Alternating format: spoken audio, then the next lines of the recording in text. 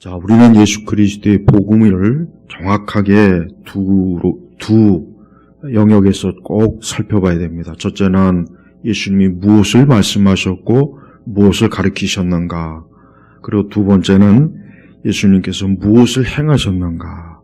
그래서 이 복음서는 예수님의 가르치심과 그분의 행하심을 성령께서 계시하셔서 담은 그러한 그리스도의 행적, 그리스도의 가르치심이 이 복음서에 잘 나와 있습니다. 19세기의 유럽에서는 예수전, 즉 예수 그리스도에 대한 그러한 내용을 담은 책들이 유행을 했습니다.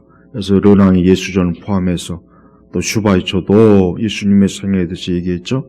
그러나 대부분 그들이 쓴 예수전은 성경을 기반으로 쓴 책이라기보다는 자기가 생각하는 그리스도에 대해 생각하는 그러한 내용들입니다. 그래서 썩 바람스럽지 못해요. 정확하게 복음서에 예수님을 쓰지 않고 자기들이 생각한 인간적인 그리스도를 담은 그러한 내용들입니다. 근데 그 당시의 사람들이 그러한 책들을 아주 열광적으로 읽고 보고 예수님에 대해서 알고자 했던 것은 그만큼 인간이 하나님께서 계시해 주신 이 복음서의 말씀보다는 자기가 생각하고 자기가 만들어 놓은 그런 예수님을 추종하고 그런 예수님을 믿고자 하는 그런 헛된 소망이 넘쳐났던 겁니다. 지금도 마찬가지입니다. 지금도 예수 그리스도에 대해서 명확하고 바르게 이 말씀을 증거하고 교리와 신학의 체계를 세우는 것은 굉장히 지금도 많은 어려움이 있고 또 모자람이 있습니다. 그래서 우리 성도들은 성경에 나타난 예수 그리스도의 이 바른 그분의 행적, 그분의 가르침을 우리가 할 수 있는 한, 우리가 완전하지 못하겠지만 우리는 성경에 가르친 그대로 우리가 믿고 따르는 그러한 참 진리를 누리는 그런 복을 우리가 누리면 좋겠습니다. 자, 예수님께서는 이제 16절 이후부터 보면은 이젠 제자들을 부릅니다. 그래서 네 제자를 부르죠. 그러면서 예수님께서 그들에게 뭐라 말씀하셨냐면 나를 따라오너라. 그러면 내가 너희를 사람들을 낚는 어부가 되게 하겠다. 예수님께서 사람들을 낚는 어부가 되게 하겠다 하는 이 말씀의 의미가 뭐겠습니까?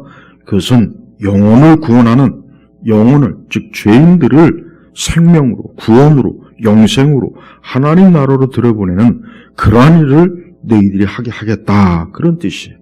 그래서 여기에서 기독교 사역의 가장 핵심이 있어요. 뭡니까? 기독교는 사람들을 낚는, 즉 사람들, 영혼들을 낚는 일이 기독교 주 사역이에요. 이거 빼놓고 기독교를 얘기한다면 그 기독교는 사실은 별 의미가 없어요. 자, 우리나라 교회가 80년도까지 굉장히 전 교회 숫자가 많이 불어났고 성도들도 많이 늘어났어요. 교인들도. 그러니까 이제 서서히 무슨 얘기가 나오냐면 이제 양적 성장은 그만두고 질적 성장하자. 이따위 말들이 곳곳에서 막 울려 퍼졌어요. 헛소리죠, 헛소리. 결과적으로 어떻게 되느냐. 양적으로도 줄었고 질적으로도 더 추락을 했어요. 이거 헛소리. 그러니까 마귀가 뿌려놓은 악한 그 씨앗을 제대로 분별도 못하고 많은 목회자들과 신학자들이 냉큼 삼겼죠. 그건 잘못된 거예요. 어떻게 기독교는 무조건 성장해야 되는 거예요. 여기서 성장이라는 말은 뭐냐? 교회는 부지런히 전도하고 복음을 전하고 할 수 있는 한 다양한 방식으로 복음을 전해서 사람들, 영혼들을 구원으로, 생명으로, 그게 교회가 하는 일이에요. 근데 거기에서 무슨 질적이니 양적이니 그따위 말 찾고, 그래서 우리나라 교회가 90년 들어와서 폭삭 주저앉아. 근데 지금도 그따위 소리를 해요. 지금도 교회가 질적으로 어쩌고저쩌고 따져요. 그런 게 어디 있습니까? 교회는 영혼들을 낚는 거예요. 영혼들을 여러분 어부가 고기를 많이 잡아서 개 배에 가득 채워 만선의 그 기쁨을 누리는 게 어부의 소망이에요. 무슨 놈의 어부가 질적인 걸 따집니까? 그렇게 따졌다가는 그저 10마리 잡고 손가락 빨고 굶어 죽는 거예요. 그러니까 여러분 보세요. 우리나라 교회가 잘못된 거예요. 계속해서 양적 성장을 해가면서 질적 성장을 같이 가면 되는 거예요. 근데 무슨 이제는 질적 성장을 해야 된다. 그러니까 그런 말들을 하는 자들이 누구냐? 사람을 낚지 않는 인간들이. 그냥 주둥이만 살아가지고 그저 신학적 교리적인 것만 맨날 파고들지 자기 손으로 전도지 한 번도 해보지 못하고 영혼구원도 한 번 해보지 못하고 그런 인간들이 질적 성장을 해야 된다. 이제 한국 교회는 질적으로 둘 다 폭삭 주저앉았어요. 지금 우리나라 교회는 주저앉은 거지. 모든 면에서 주저앉아. 양쪽으로도 주저앉아 버렸어요. 우리 예수님은 사람들을 낚는 어부가 되게 하겠다. 제자들에게 주신 사명이야. 너희들은 부지런히 나를 따르면서 복음을 전하면서 죽어간 영혼, 죽은 영혼, 멸망에 처한 영혼들을 건지는 자로 너희가 앞으로 평생 일해야 된다. 이게 바로 기독교의 핵심이라고. 그래서 모든 우리 그리스도인들은 자기 자신을 사람들을 낚는 어부라 생각해. 사람들을 낚는 어부라. 로마 교황을 뭐라고 칭합니까? 어부예요. 그가 쓰고 있는 그 삼중관이 뭐예요? 물고기잖아요. 하다못해 그런 로마 카톨릭도 최고의 수장이 자기를 어부로 나타내요. 근데 우리 개신교는 뭐예요? 개신교가 이렇게 자꾸 주저앉은 이유 중에 하나가 뭐냐? 영혼들을 낚는 일에 자꾸 관심이 쇠퇴하고 다른 일을 하는 거예요. 문화적인 일을 하는 거예요, 교회가. 문화적인 일을 하니까 정작 가장 중요한 영혼을 낚는 일은 자꾸 뒷전으로 가는 거예요. 그러면 어떻게 되어 있습니까? 그리스도의 사명을 교회 자체가 어때요? 거부하는 거예요. 그래서 우리는 할 수 있는 한 다양한 방식으로 복음을 전해서 한 영혼이라도 들어올 수 있도록 자꾸 그렇게 해야지. 우리가 무슨 문화사역이니 무슨 질적인 걸 추구하니 그건 다 마귀가 미혹을 하는 거예요. 교회가 예수님이 주신 가장 중요한 사명은 뒤로 제끼고 쓸데없는 일에 교회가 어때요? 자원을 투자하고 물질을 투자하고 그런 일을 하는 거예요. 그래서 여러분, 우리 주님은 제자들에게 다른 말 안 했어요. 다른 목적을 부여하지 않았어요. 너희가 무슨 철학자가 돼야 된다. 너희가 문화사역자가 돼야 된다. 너희가 찬양사역자가 돼야 된다. 너희가 구제사역자가 돼야 된다.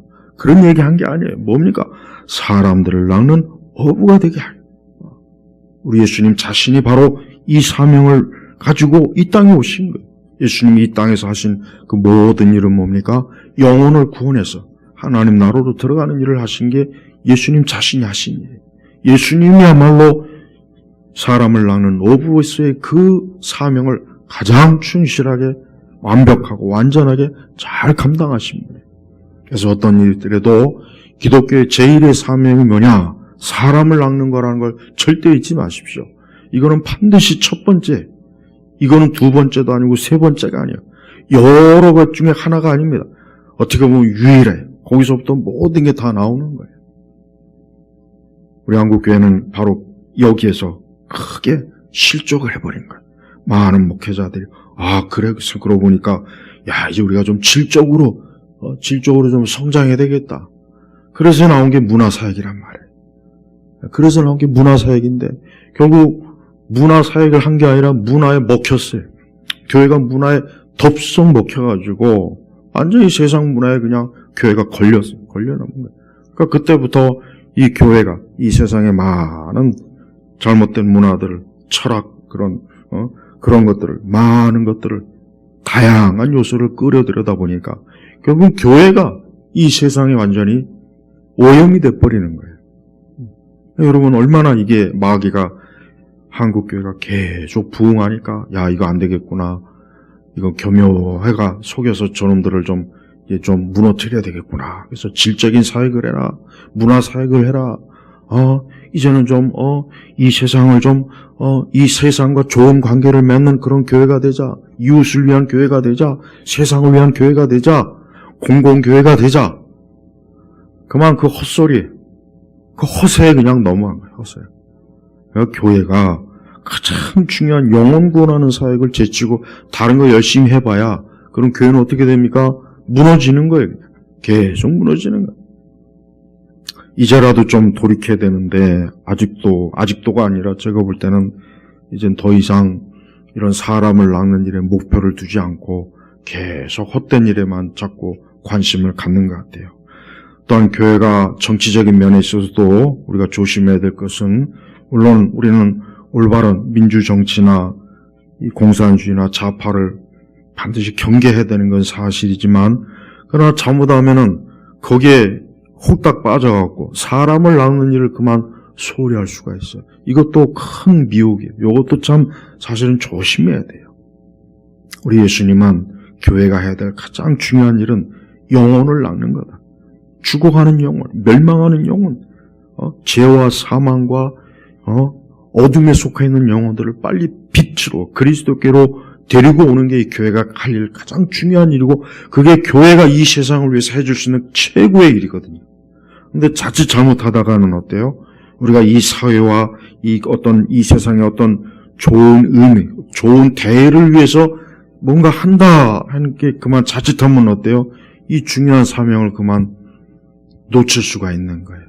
지금 사실 그런 일이 지금 많이 있어서 그것도 저는 참 한편 좀 안타깝게 생각합니다. 참 여러 가지로 우리 교회가 예수님이 주신 중요한 것들을 놓치고 자꾸 다른 것들에 더 집중할 때 마귀는 뒤에서 좋아서 박수를 치는 거예요. 잘한다. 계속 그렇게 해라. 계속 그렇게 해라. 성령은 근심하겠죠. 성령은 근심하는 거예요. 그래서 여러분, 이 부분을 정말 정확하게 우리가 제대로 알아야 됩니다. 우리 예수님께서는 자기가 필요로 하는 일꾼을 딱 뽑아서 이렇게 자기의 제자들을 삼는 일을 이제 시작하신 거예요. 그러면서 21절로 들어가면은 예수님께서 행하신 일들 중에 놀라운 일들이 많이 있습니다. 뭐냐면 그분의 가르침 자체가 권위를 가졌어요. 여기서 권위는 뭐냐? 신적인 권위. 어떤 제사장들이나 바리새인들이나 사두개인들이나 서기관들이 가르치는 거하고 틀렸습니다. 그분은 하나님의 권위를 가지고 어때요? 말씀을 가르치니까 벌써 듣는 사람들도 이거 서기관들하고는 다르구나. 저분이 가르치는 것은 그냥 어떤 유대교의 아주 그냥 고리타분한 그런 율법주의적이고 의식적이고 관습적인 게 아니라 뭔가 우리에게 생명을 주는구나. 우리의 영혼을, 우리의 마음과 우리의 생각을 하나님의 생명으로 이끄는구나 하고 그걸 대번에 알아챈 거예요. 그래서 굉장히 놀랐어요. 그러면서 23절에는 회당에 들어가 회당에서 어때요? 더러운 영 들린 사람이 하나 있었는데 그가 외쳐, 이 더러운 영, 귀신이 들린 거죠. 나사렛 사람 예수님, 우리와 당신 사이에 무슨 상관이 있습니까? 당신 우리를 멸하러 왔습니까? 맞아요. 예수님은 마귀를 멸하러 왔다 그랬어요. 나는 당신이 누구인지 알고 있는데 하나님의 거룩한 분입니다. 이 벌써 더러운 영은 어때요? 예수님의 신분을 금방 알아봤어요. 왜? 이 더러운 영은 어때요?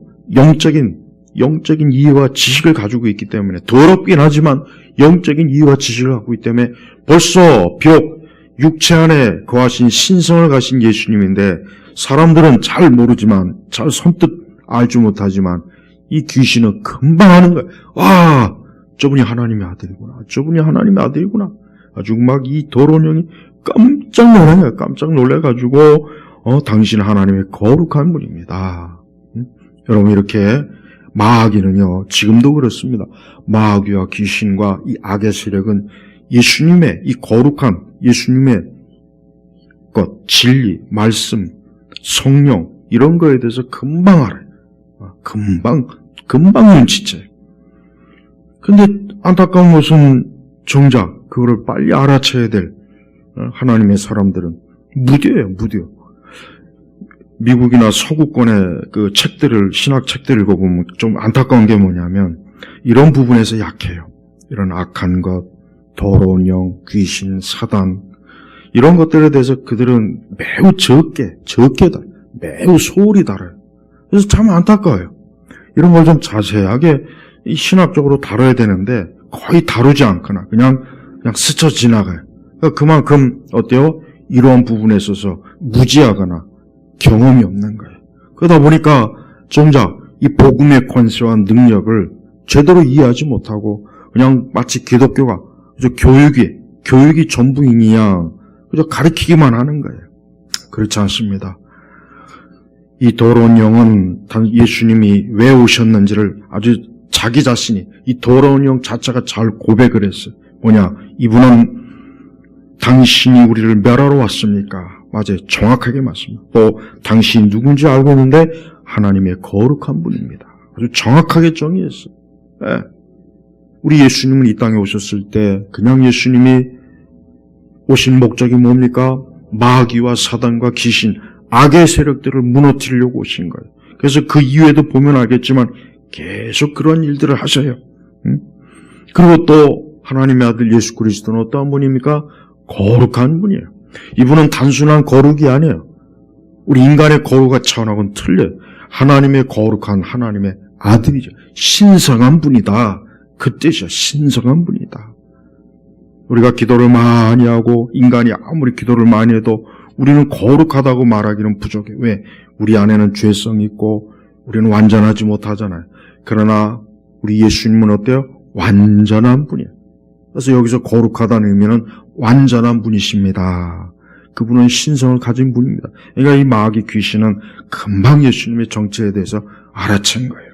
근데 예수님께서는 꾸짖어 조용히 해라. 그에게서 나와라 하시니까 그 더러운 영이 그에게 경련을 일으키고 큰 소리로 지르며 그에게서 나갔다. 21절에 그가 더러운 영들에게 명령하니 그들이 이분께 복종하는구나 하고 많은 회당에 있는 사람들이 놀랬어요.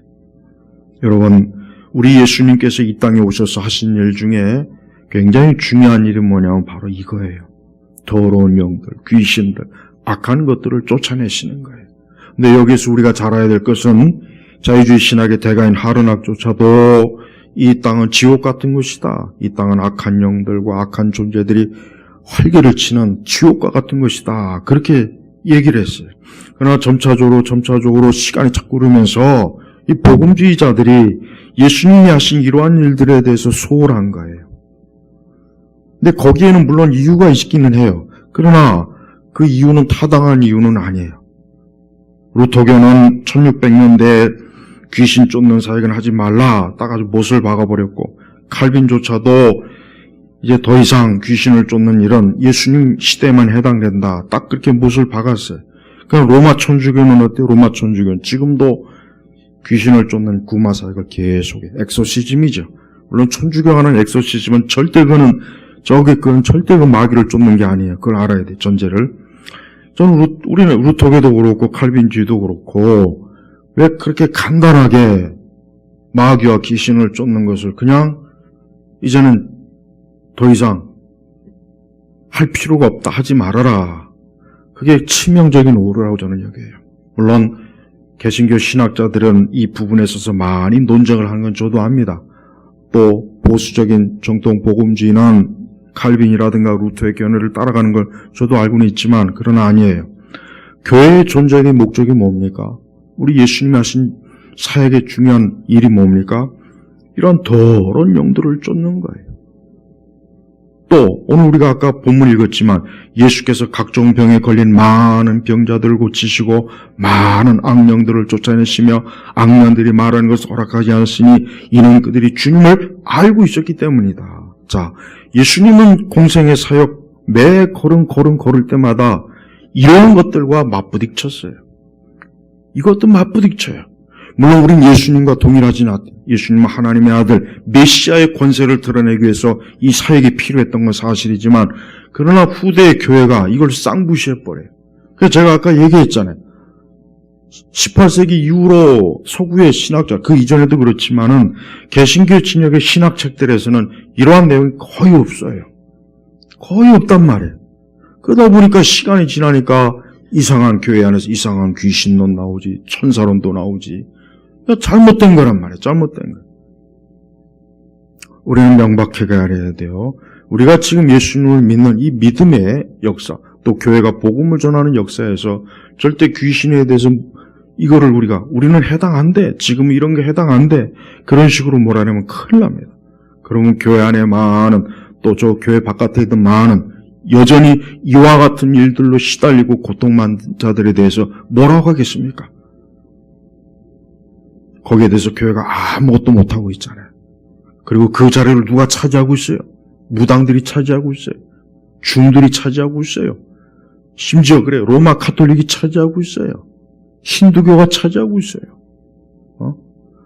어떤 목사는 요가가 별 위험이 없다. 어떤 감력의 유명한 목사가 그따위 소리를 해요. 요가라는 게 얼마나 지저분한지 그 실체를 제가 말하고 싶어도 설교 시간에 말하기가 너무 민망해요. 여러분 인도에 가면 아실랑 굴이 있어요. 유명한 전 세계 많은 힌두교를 좀 알고 싶고 배우고자 하는 자들이 와요. 거기 들어갈 때 제일 먼저 하는 게 뭔지 아십니까? 피 검사를 해요. 왜 피 검사를 할까요? 에이즈 검사하는 거예요. 그럼 왜 에이즈 검사 왜 하겠어요? 쓸데없이. 거기가 무슨 보건소인가? 병원인가? 그 안에 그룹 섹스가 난무하니까. 그래서 에이즈 걸린 사람은 들어오지 못하게 하는 거예요. 여러분 요가라고 하는 것은 모든 지저분하고 더러운 게 합쳐진 게 요가예요. 그러니까 이런 데서 배우는 요가는 인스턴트 요가고, 그래도 인스턴트 커피도 인스턴트 커피는 어쨌든 커피는 커피잖아요. 그죠? 요가라는 것 자체가 우상을, 귀신, 힌두 귀신을 섬기는 그 5만 가지 요가 그 자체가 힌두 신을 경배하는, 우리가 이렇게 예배드리죠? 요가 자체가 힌두 신을 나는 따릅니다. 그 의식이란 말이에요. 근데 감리교 어떤 목사 이놈의 자식이 그냥 이걸 확 욕을 해버려야 돼, 이거는. 요가는 괜찮다. 거의 이단이에요, 이단. 성도 여러분, 교회가 지금 놓치는 게 있어요. 저도 물론 이 부분은 조심스럽긴 하지만 교회가 귀신을 쫓거나 병자를 치료하는 것을 그걸 무시해버리면 안 돼요. 물론 그릇된 방식으로 하는 자들이 많아서 문제가 된 건 사실이긴 해요. 제가 그걸 모르겠으면 알아요. 그렇지만 구독이 무서워서 장 못 담근다고 그러면 우리가 이런 일에 대해서 가만히 침묵하고 입 닫고 있어야 됩니까? 그러면 그 영역을 누가 차지해요? 오만 이 세상에 더러운 악한 자들이 차지하는 거예요. 영혼들을 차지하는 거예요. 우리는 예수님과 동일하게 하지는 못하지만 그러나 교회가 기도하고 말씀과 바른 교리에 철저하게 무장을 했을 때 귀신이 쫓겨나갑니다. 병도 치료가 됩니다. 왜 그런 역사를 무시합니까? 그런 역사를 무시하니까 교회가 약해지잖아요.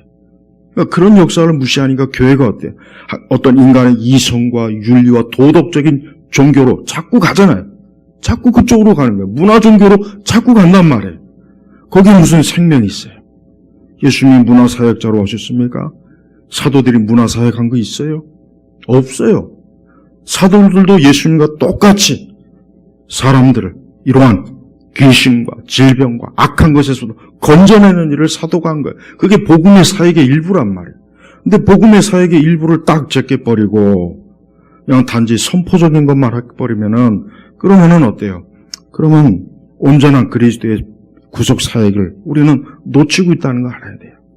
그래서 여러분 우리 성도들은 반드시 우리가 이 땅에 보이지 않는 이 영역에서 이 악한 자들이, 악한 존재들이 에베소서에도 그렇게 나와 있지 않습니까? 에베소도 악한 존재들이 인간을 괴롭히고 고통을 주고 그래서 저는 기독교 책이 별로 없으니까 일반 종교 책들에서 이런 자료를 구해요. 그 참 어이없는 일이에요. 이거 여러분 우리가 얼마나 이 성경의 가르침에 많은 것들을 놓치고 있어요. 그냥 예수님이 그저 멋있게 신사로 와가지고 그저 고상한 말이나 하고 내 이웃을 사랑하라, 겸손해라, 이웃을 섬겨라 이런 예수님만 백날 보고 들으니까 교회가 어때요? 정말 예수님이 하신 이런 일들에 대해서 새카맣게 잊어버리는 거예요. 32절에 뭐라고 나왔습니까? 저녁이 되어 해가 졌을 때 무리들이 각종 병든 자들과 악령 들린 자들을 모두 그분께 데려왔다. 여러분 이 말씀이 그럼 오늘날에는 필요 없는 말씀입니까? 이 말씀이 오늘날 교회는 해당이 안 되는 겁니까? 오늘날 교회 사역자들은 이거는 그냥 예수님 시대 사도들에게 해당되는 거야. 우리는 관심 없어. 이래야 되는 겁니까? 아니에요. 그건 잘못된 거예요. 물론 일부 극단적 신비주의 은사주의자들이 이런 말씀을 이용해가지고 이상한 짓 한 건 저도 잘 알아요. 그러나 그건 그거고 우리는 바르게 말씀 안에서 그리스도의 능력, 그리스도의 권세가 있어요. 그걸 왜 교회가 놓치냐 이거예요. 그걸 놓치니까 정작 교회가 힘이 없잖아요. 덩치만 컸지 힘이 없어요. 힘이 없어요. 맷집이 없는 거예요. 그냥 세상에서 그러니까 맨날 얻어터지고 맨날 쓰러지고 맨날 넘어지고 교회는 맨날 고상한 소리나 맨날 쳐해대고 문화사이긴 해대고 그래서 자아 숭배에 빠져가지고 뜬금없이 눈물이나 흐르고 이게 예수님 사역하고 맞습니까? 사도들 사역하고 맞습니까? 안 맞아요. 안 맞아요. 너무나 많은 교회나 우리 기독교가 정작 복음서에 이렇게 명확하게 나와 있는 것들에 대해서 그냥 이거를 그냥 은연중에 다 놓쳐버려. 그래서 미국의 복음주의자들의 책들을 보면 이런 거 안 다룹니다. 안 다뤄요. 없어요. 아예 없어요. 아예 다루지도 않아요. 그거는 우리가 예수님을 온전히 아는 걸 회방하는 거예요. 마치 19세기의 자유주의자들이 자기들이 믿고 싶은 예수만 딱 적어가지고 이게 예수다 하는 그 예수전 그런 책들을 통해서 가짜 예수를 퍼뜨렸죠. 지금은 또 똑같아요. 지금도 마찬가지예요. 정작 성경에 나와 있는 그리스도를 교회가 증거하지 않고 그래서 내가 믿고 싶은 예수 오늘날 예수는 바리스타로 오신 예수님 그 훨씬 이전에는 예수와 함께 저녁 식사 그쪽은 2권이나 연속으로 나왔어요. 1집, 2집. 바리스타로 오신 예수님. 나는 그게 우리 시대가 생각하는 예수님의 표상이라고 여겨요. 맞아요. 우리 시대 사람들이 원하는 예수님은 바리스타예요. 커피나 타주고, 그래서 다정하게 얘기나 몇 마디 해주고, 그래서 고상한 문화적인 세련된 분위기. 교회들이 다 그걸 추구합니다. 다 그걸 추구해요. 멋은 있어요. 세련돼. 거칠진 않아서 사람들이 좋아하는 거예요. 하지만 정말 그 예수가 오늘 마가복음에 나와 있는 예수님이냐 이거예요. 예수님이 기껏 와서 바리스타로 커피나 해주는 그런 예수님을 우리가 왜 믿어야 됩니까? 근데 사람들이 그걸 좋아해요. 근데 좀처럼 그거를 아니라고 해도 안 받아들여요. 이미 벌써 너무 오래 깊이 빠지다 보니까. 저는 그래서 우리 성도님들이 이왕 이렇게 마가복음 말씀을 들을 때 여러분들 스스로도 좀 성경을 잘 읽어보십시오. 자, 예수님께서 시몬의 장로가 열병으로 누웠어요. 그래서 누군가가 그 예수님에게 이 얘기를 하니까 30절 그분께서 다가가 손을 붙잡고 그 여자를 일으키시니 열이 그 여자를 떠나가고 그 여자가 그들을 희중들었다. 보세요. 열병이 떠나간 거예요. 아마 말라리아에 걸린 것 같아요. 그런데 예수님께서 그 손을 붙잡고 그 여자를 일으키시니 열이 그 여자를 떠나가고 예수님의 능력이 나타난 겁니다. 이것뿐이 아니에요. 28절에 보니까 그리하여 그분께 대한 소문이 즉시 갈릴리 주변 모든 것으로 퍼져나갔다. 여러분 옛날 사람들이 무식하고 생각이 없다고 생각하지 마십시오. 예수님 당시의 사람들은 귀신 들린 것과 정신병을 잘 구별할 줄 아는 사람들이에요. 이유 없이 그냥 내가 미쳤다 그런 게 아니야. 예수님 시대 사람들도 저 귀신 들렸고 악한 영이 들렸구나. 그 정도 구분할 줄 아는 지혜가 지금 사람보다도 더 있어요. 더 있는 거예요. 그러니까 벌써 소문이 퍼진 거예요. 나사렛 예수라고 하는 사람이 귀신을 쫓더라. 귀신을 쫓으니까 각종 질병도 떠나가고 귀신이 소리치며 떠나가고 그 소문이 퍼지니까 그로 인해서 고통받는 사람들이었대요. 예수님께로 모이는 거예요. 지금 시대 교회가 빨리 회복돼야 될 것은 뭐냐면 이러한 예수님의 사역을 있는 그대로 교회가 받아들여야 돼요. 이걸 있는 그대로 받아들여야 돼요. 그러지 않고 자꾸 그런 바리스타 예수만 쫓다가는 정작 구원과 십자가도 다 놓칩니다. 벌써 그 현상이 벌써 오래전부터 나타났어요. 저는 이게 얼마나 깨기 힘든 벽인지를 알고 있어요. 물론 교회가 이러한 일을 할 때 조심해야 돼. 그래서 그릇된 귀신론, 그릇된 어떤 치유 사역은 참 조심해야 됩니다. 그러나 그것은 얼마든지 우리가 신학적으로 잘 분별할 수 있는 거예요. 근데 아예 시도조차 하지 않아요. 우리가 왜 기도를 많이 해야 됩니까? 35절로 보니까 아침 일찍 아직 날이 어두울 때 예수께서 일어나 나가 한적한 곳으로 가셔서 거기에서 기도하셨다. 왜 기도했겠습니까? 하나님의 아들 예수님이 기도할 이유가 뭐가 있겠습니까? 그분은 연약한 인성을 가지고 있어요. 그분은 하나님과 항상 교통해야 돼요.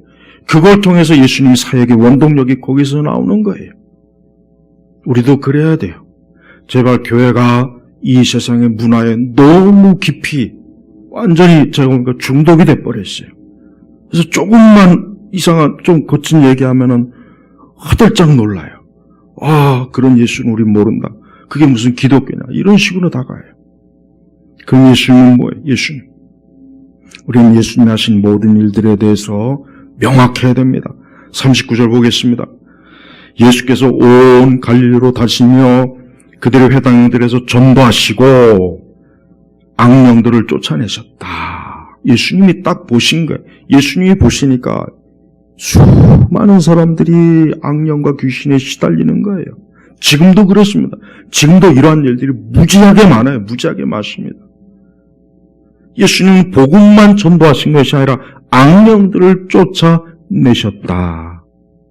사도들도 이랬습니다. 교회가 첫 번째 할 일은 부지런히 말씀을 가르치고 증거하는 것이고 거기서 멈추지 마시고 반드시 악한 영과 귀신들의 역사가 있다는 것도 알아야 돼요.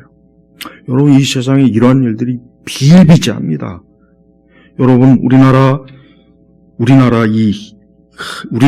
아니에요. 여러분, 이 세상에 많은, 겉으로 볼 때는 전혀 그런 게 내색이 없어 보이지만 그 배후에는 전부 다 악한 영에 의해서 활동하는 그런 사람들이 다 활동을 했어요. 보니까 저는 아주 그런 걸 샅샅이 다 뒤져보면서 지금 보고 있는데 너무 심해. 우리가 이제 스마트폰에 대해서 하나 얘기해 줄게요. 여러분, 스티브 잡스가 평생토록 그가 가지고 있는 바이블이 뭔지 아세요? 욕 안 한다, 자서전이. 죽을 때까지 그 아이패드에 저장해놓고 죽을 때까지 그거 읽었어요. 근데 욕 안 한다라는 사람이 어떤 사람? 힌두교는 여러 분파가 있어요. 수행 방법이. 근데 욕 안 한다는 신과 교통하는 그 파예요. 그러니까 그쪽 수행하는 아주 그냥 최고의 그쪽 인류 수행자예요. 이 스티브 잡스가 평생에 걸쳐서 이 욕 안 한다의 책을 보고 자서전을 보고 죽을 때까지 봤다고요. 이 스티브 잡스가 거기서 무슨 영감을 얻느냐? 신과의 교통입니다. 신과의 교통. 여러분, 아이폰이, 스마트폰이 가만히 보면은 이게 영적으로 굉장히 의미가 있어요. 저는 이게 오늘날 우리 시대에 수많은 사람들을 마귀와 이 세상 신과 교통하게 하는 통신 수단이에요. 제 말이 너무 과장된 말입니까? 절대 그렇지 않습니다. 내가 나중에 더 자세히 얘기해 줄게요. 보세요. 이것뿐이 아닙니다. 우리나라도 모든 근현대 배우사에 보니까 이 우상, 이 도사들, 그 다음에 무당들, 이런 것들이 얼마나 배후에서 많은 일들을 했는지 모릅니다. 이런데도 교회가 그저 한가한 소리나 하고 자빠져 있고 바리스타 예수님이나 찾고 있으니 마귀가 얼마나 좋아하겠어요. 그래, 너희들 너무 잘한다. 계속 그렇게 해라. 계속 그래라.